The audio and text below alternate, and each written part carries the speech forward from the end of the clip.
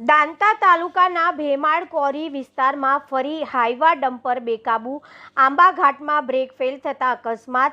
દાંતા તાલુકાના ભેમાળ ગામના કોરી વિસ્તારમાં ફરી એકવાર ભારે વાહન અકસ્માતની ઘટના સામે આવી છે।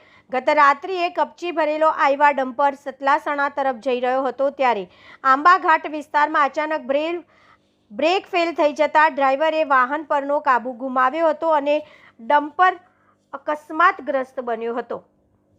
કોરી વિસ્તારમાં સતત કપચી ભરેલા ડમ્પરના બેફામ દોડને કારણે સ્થાનિક લોકોમાં ભયનો માહોલ છે। એક તરફ રોડ પર કપચી રેલમછેલ રહે છે તો બીજી તરફ આંબા